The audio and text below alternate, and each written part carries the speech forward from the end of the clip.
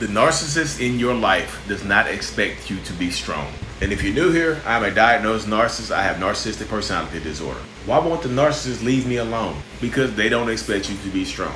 That's just point blank period. The narcissist spends so much time belittling you, taking away your strength, isolating you, getting you away from your friends and family, making you financially dependent upon them, making you emotionally dependent upon them, making you physically dependent upon them, getting you to the point where they feel like you can't live without them.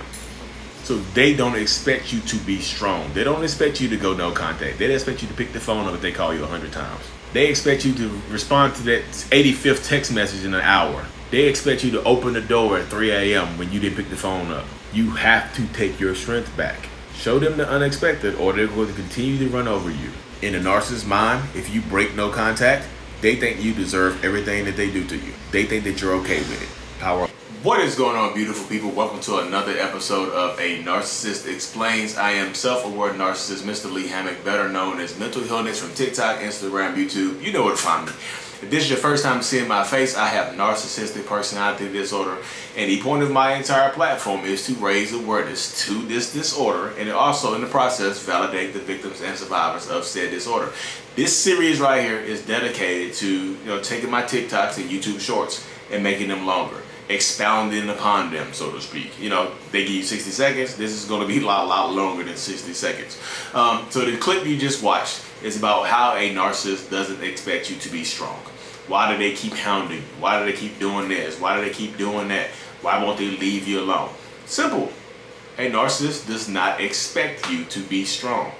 As a narcissist, we spend so much time, they spend so much time devaluing you, taking away your self-esteem, taking away your self-love, isolating you away from your friends and family, putting you down, making you so super codependent upon us, making you financially dependent, making you emotionally dependent, physically dependent.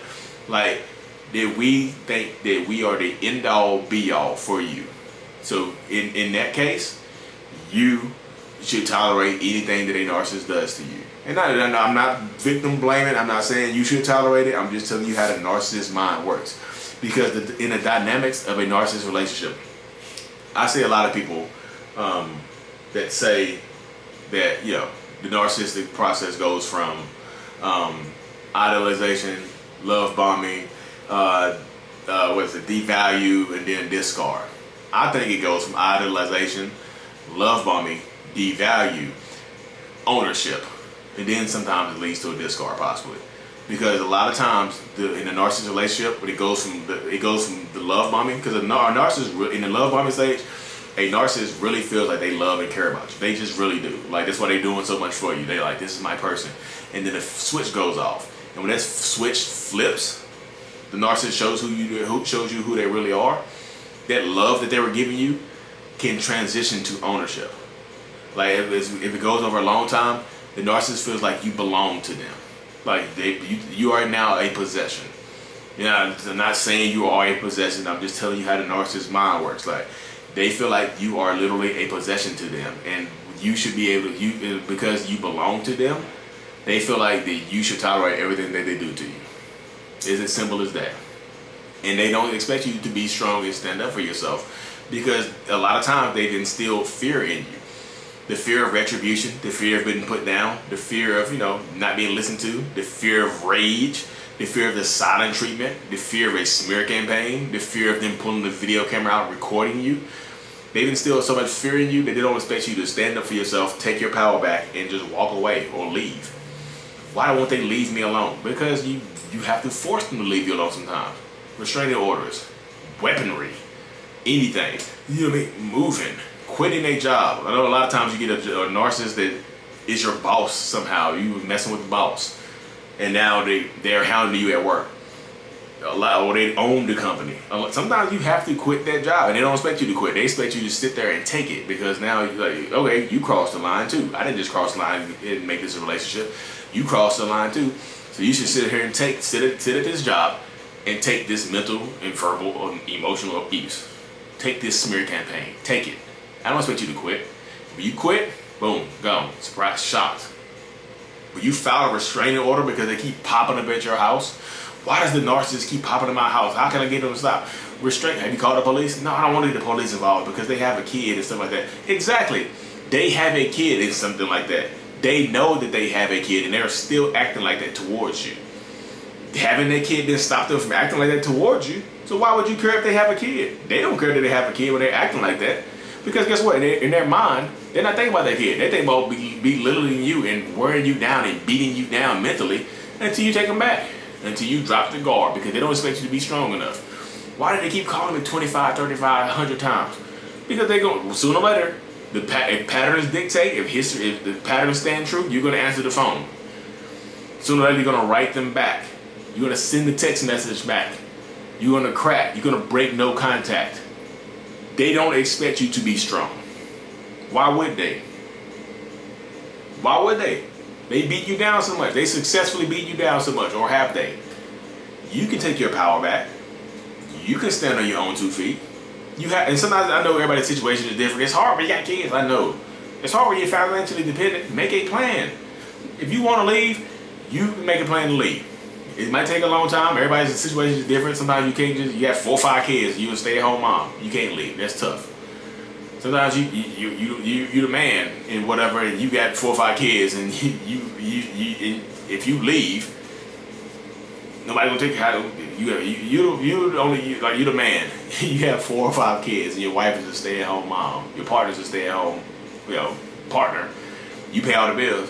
Now, if you leave, you have to pay all the bills and there. So it's tough. Everybody's situation is tough, but there's ways to put a plan in motion to take your power back. There's ways. You can. Why did they make it so hard to co-parent with them? They keep showing up 2 hours late to the drop-off. Because you allow them to. Court orders. Take them to court. Stand on your own truth. I don't want to go to court. Okay, then deal with it. Deal with showing them 2 hours late. I don't want to take that. I just want to read the law. Okay, then deal with it. Just straightforward deal with it. They don't expect you to go to the court. They don't expect you to call the police. They don't expect you to stick to the parenting agreement. They don't expect you to block their number. They don't expect you to block them on Facebook or Instagram or Twitter or WhatsApp. They don't expect that. They don't expect you to go no contact. Do the unexpected. You stronger than that. You can do it. Amen. I know. Trust me. Go no contact is tough. The trauma bond is tough. We know the trauma bond exists. We know it. I'm just like, hey, the trauma bond. I'm trauma bonded. I always thought, this is my saying, if you can admit that the trauma bond exists, then you have the ability to break it. If you don't know what it is keeping you there, if you don't know the trauma bond exists, then yeah, we got some work to do. But if you can acknowledge that trauma bond exists and you keep going back, the narcissist thinks that you are a willing participant and they don't care about wasting any single shred of your time. They just don't. Because in their minds, they're not wasting your time. You are wasting your time because you keep coming back. It can't be that bad if you keep coming back. You don't have to come back. You didn't have to. Why are you wasting my time? I didn't waste your time. You came back. You picked the phone up. You responded to my text. You called me. You responded to my Facebook. You did that. You came outside and when I showed up at your house. You came outside and talked to me and had that conversation. You did that. So it can't be that bad if you keep doing that. They don't expect you to be strong. Show them the unexpected. Power up, take your strength back, take your energy back. You got it. That's literally it. You have to be strong. You have to. Because if you're not, they're gonna take your strength away and you're gonna spend your life in a perpetual cycle of unhappiness. And they won't care. They'll think you chose it. Oh, it's tough to swallow. Drink it down with a Sprite. Anyway, y'all, like and subscribe to the channel. If you would like more of this stuff like that, hit the thumbs up button. I truly appreciate every single one of y'all. Find your strength. Take it back. Take your power back. Like and subscribe. Mental Healness is out. Peace.